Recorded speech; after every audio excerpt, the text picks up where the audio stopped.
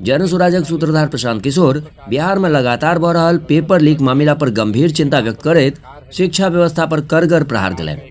ओ कहलनि, जखन अहाँ अनपढ़ माफिया के नेता बनायब जे अपने कोचिंग सेंटर चला रहा छथि, एहन में अहाँ ओहि व्यवस्था से केना उम्मीद करब जे पेपर लीक नहीं हैत।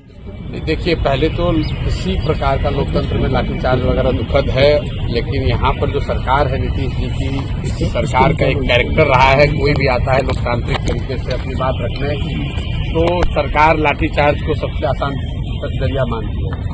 तो लाठीचार्ज की तो एकदम बिल्कुल निंदा करते हैं, नहीं होना चाहिए। और अगर किसी ने किया है, कोई अधिकारी दोषी है, तो उस पर कार्रवाई होनी चाहिए। एक बच्चे को मुझे बताया गया है कि चोट लगी है, वो हॉस्पिटल में है। हम लोग अपनी ओर से कोशिश कर रहे हैं कि उनको जो वहाँ मदद हो सकती है, शायद उनका पैर टूट गया है। जहाँ तक विषय की बात है, तो जो पूरा हल्ला हंगामा हुआ वो नॉर्मलाइजेशन को लेकर हुआ है, और मुझे लगता है कि इसके लिए सरकार का दोष इतना ही है कि उन्होंने समय रहते लिखित में उसको क्लियर नहीं किया। क्योंकि कल तो सरकार ने अब जब हंगामा होने के बाद बता रहे हैं कि नहीं ऐसी कोई बात नहीं है, एग्जाम एक ही पेपर से होगा या कोई इसमें नॉर्मलाइजेशन की बात नहीं, तो मामला वो खत्म है। तो ये दिखाता है कि सरकार की लापरवाही की वजह से ये सारी परेशानी हुई, क्योंकि सरकार को वो करना ही नहीं था। सरकार अभी क्लैरिफाई कर चुकी है कि हमें नॉर्मलाइज नहीं करना था, नहीं करना है। एग्जाम एक ही शिफ्ट में होगा, एक ही क्वेश्चन पेपर होगा, तो ऐसा कोई मामला नहीं है।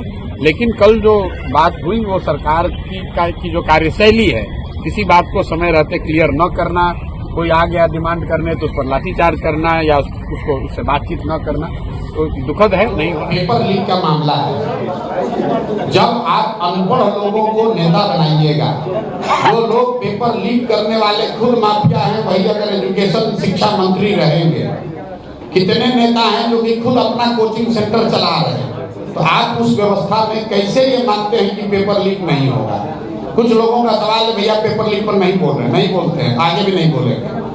पेपर लीक होना कोई खबर ही नहीं है तो क्या बोले? जब पेपर लीक हुए बगैर कोई एग्जाम हो जाता है उस पर टिप्पणी करते हैं। यहाँ तो बिहार में 10 वर्ष में जितना एग्जाम हुआ सब में पेपर लीक हुआ, कितना बार बोले? और कौन लोग पकड़े गए?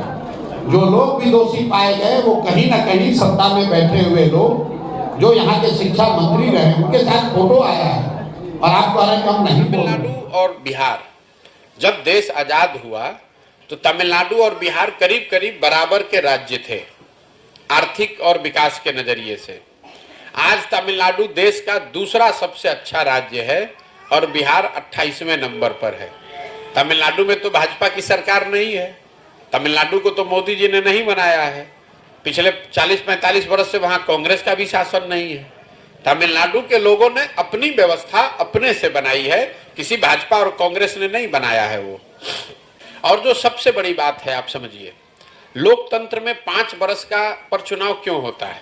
ये 5 वर्ष का नियम इसलिए बनाया गया है कि जिस दल पर, जिस नेता पर, जिस विचारधारा पर भी आपका भरोसा हो, उस भरोसे के आधार पर आप उस दल की, उस नेता की, उस विचारधारा की मदद कीजिए, वोट दीजिए, उसको चुनाव जिताइए।